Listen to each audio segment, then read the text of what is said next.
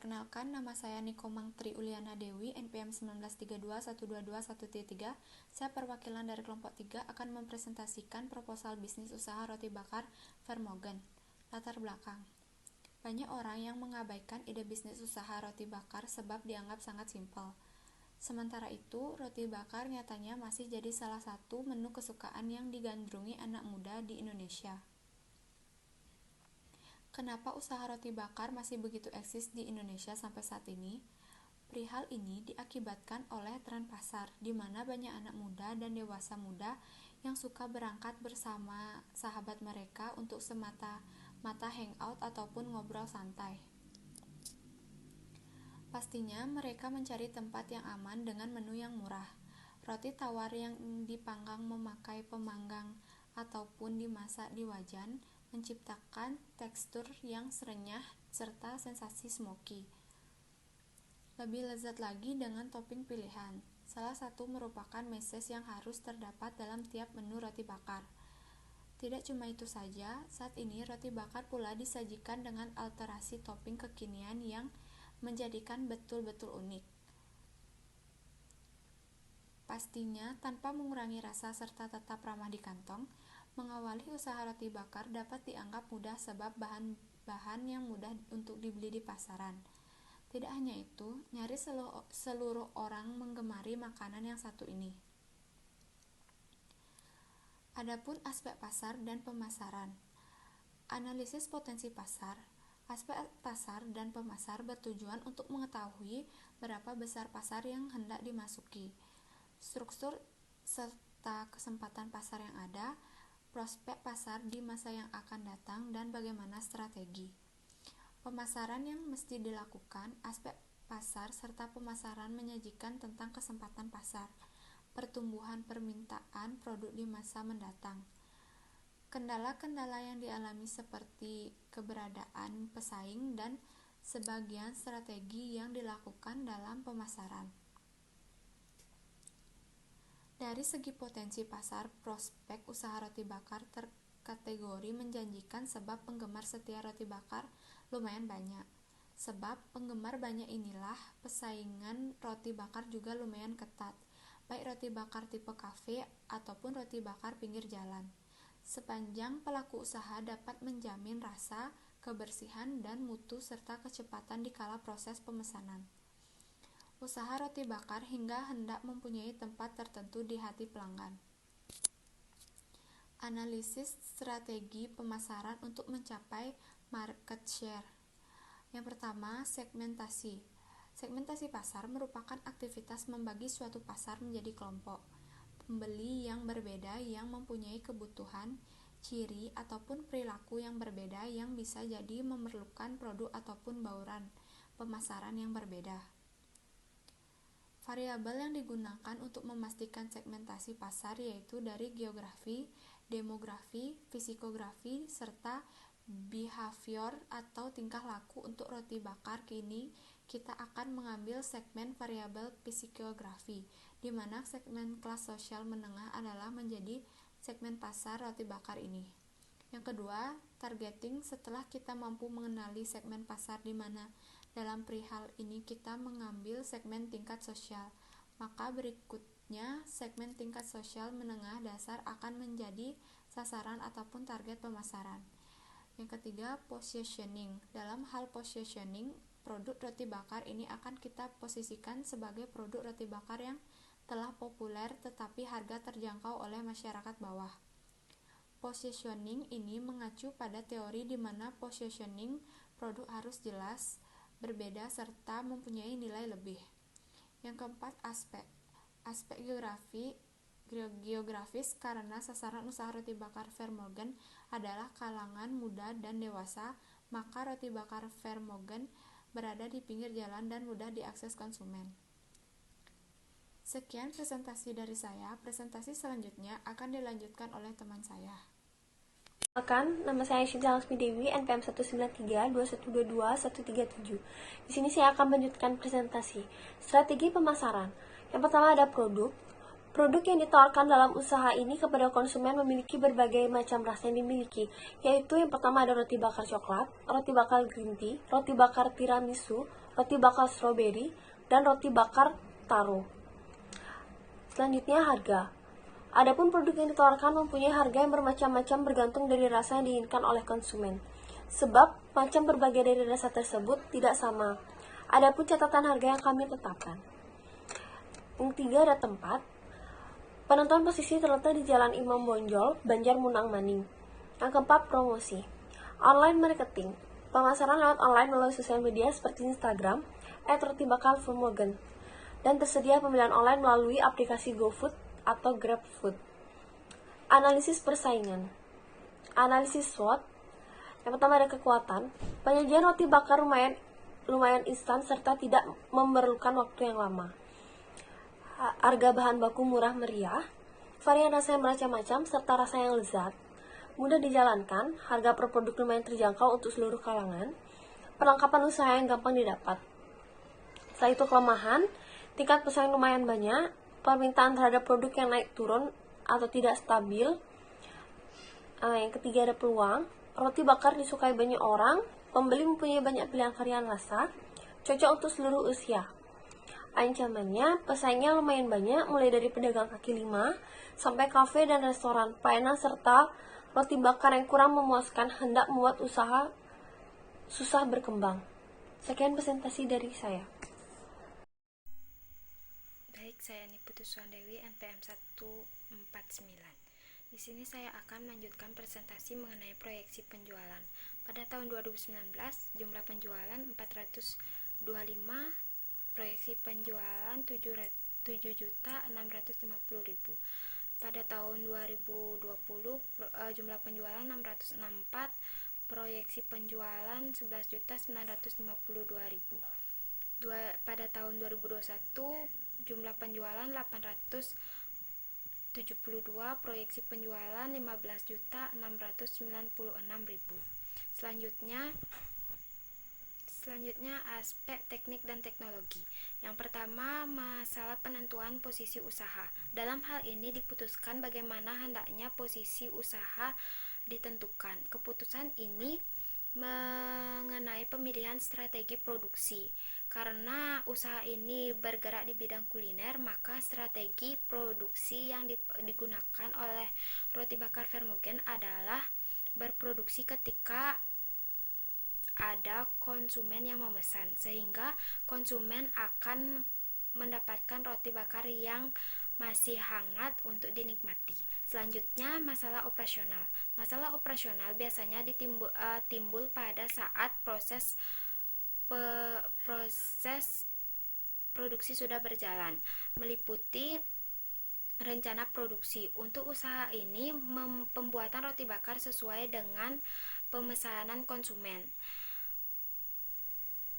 Rencana persediaan. Untuk persediaan bahan baku roti bakar Vermogen menggunakan metode FIFO, yaitu bahan baku yang pertama masuk maka itulah yang akan diolah terlebih dahulu sesuai dengan keinginan konsumen.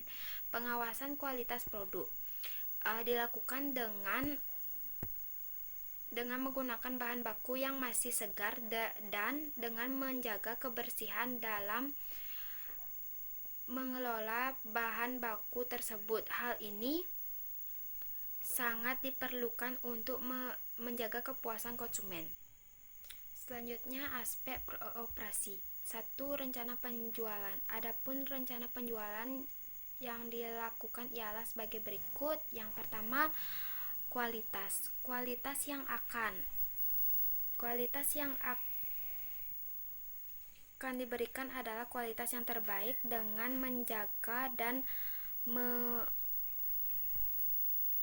mengamati bahan-bahan yang digunakan, karena konsumen telah membeli produk kita yang memang benar baik dari bentuk maupun rasa. Cita rasa. Dalam mengontrol cita rasa produk dari usaha ini dapat dinikmati oleh konsumen dengan rasa yang enak, maka kami melakukan proses yang baik dari bahan baku yang akan dipakai sampai proses pengemasan yang baik guna mempertahankan cita rasa produk untuk menggunakan bahan baku yang memang mempunyai kualitas yang baik. Yang kedua, proses produksi. Produksi yang ditawarkan dalam usaha ini kepada konsumen memiliki berbagai macam varian rasa yang dimiliki.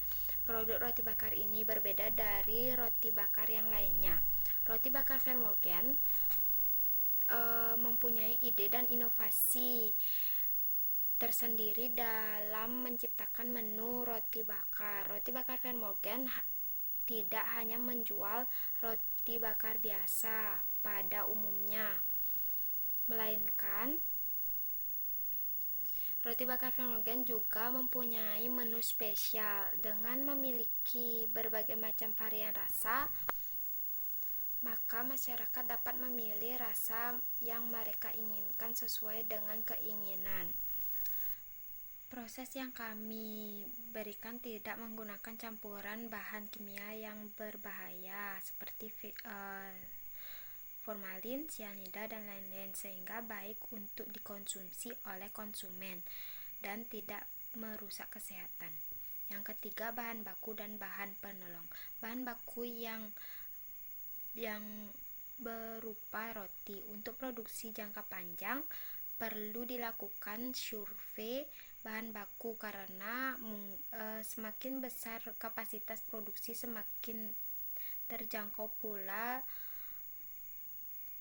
harga jual oleh konsumen, sehingga produk roti dapat diproduksi secara massal dan menjadi lebih murah. Selanjutnya, peralatan yang dibutuhkan. Yang pertama, gerobak, jumlahnya 1 unit, harganya 3 juta. Harga total 3 juta. Yang kedua, pemanggangan roti, jumlahnya 1 unit, harga satuan 500.000, harga total 500.000. Yang ketiga, kompor gas, jumlahnya 1 unit, harga satuan 300.000, harga total 300.000. Yang selanjutnya, talenan, jumlahnya 2 buah, harga satuan 15, harga total 30.000. Yang selanjutnya, pisau, jumlahnya 2 buah, harga satuan 25.000, harga total 50.000. Yang selanjutnya, tabung gas, jumlahnya 1 buah, harga satuan 100.000, harga total 100.000. Selanjutnya, serbet, jumlahnya 5 buah, harga satuan 5.000, harga total 25.000. Selanjutnya, sobet, jumlah 3 buah, harga satuan 2.000, harga total 6.000. Selanjutnya, listrik dan air dan lain-lain, harga satuan 40.000, harga total 40.000. Yang terakhir, box, jumlahnya 1 buah, harga satuan 30.000, harga total 30.000. Jadi total keseluruhan yaitu Rp4.101.000. Sekian presentasi dari saya, akan dilanjutkan oleh teman saya. Terima kasih. Perkenalkan, nama saya Nikade Adinda Putri Sidivia, NPM 1932122257. Saya akan menjelaskan tentang sarana penunjang. Yang pertama ada instalasi listrik seharga 200.000 per bulan. Yang kedua, instalasi PDAM atau pam air sebesar 50.000 per bulan. Yang ketiga, ada instalasi telepon sebesar 75.000 per bulan. Yang keempat, ada instalasi internet sebesar 150 per bulan. Totalnya adalah 475.000 per bulan. Selanjutnya, aspek manajemen dan sumber daya manusia. Analisis penjadwalan usaha. Dalam menjalankan usaha roti bakar Vermorgen, dibuat sebuah penjadwalan kegiatan penjualan yang berlangsung sesuai dengan apa yang diharapkan. Usaha ini beroperasi setiap hari. Yang kedua, analisis kebutuhan kerja. Bisnis makanan ringan roti bakar Vermorgen ini memiliki 2 tenaga kerja. Aspek lingkungan industri. Yang pertama, pesaing.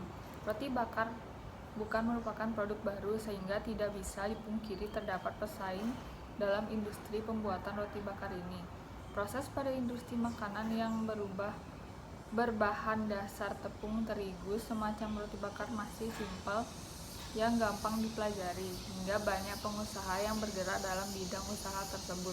Akan tetapi disinilah kreativitas pengusaha mencari bagaimana metode menarik konsumen supaya bisa membeli produk ini. Yang kedua, kekuatan pemasok. Kekuatan pemasok pastinya sangat besar sebab pemasok diambil dari sumber market maupun penjual di pasar tradisional yang terletak dekat dari posisi usaha, hingga perusahaan bisa mengontrol bahan-bahan yang dibutuhkan dengan mudah.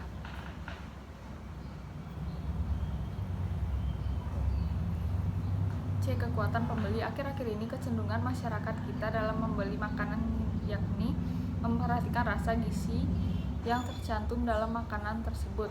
Baru setelah itu memikirkan harga. Oleh sebab itu roti banyak jadi opsi masyarakat untuk makanan ringan, di mana dari segi rasa roti menawarkan lumayan banyak rasa yang memenuhi kebutuhan gizi manusia. Dari segi harga, roti mudah dijangkau seluruh golongan masyarakat. D. Hambatan masuk. Hambatan masuk produk ini cukup sulit sebab pesaing yang lumayan ketat serta pengusaha senantiasa melaksanakan inovasi-inovasi baru sebagai gebrakan dalam membatasi masuknya pesaing dalam produk yang sama. Pengusaha senantiasa melakukan inovasi dalam membuat berbagai macam varian rasa.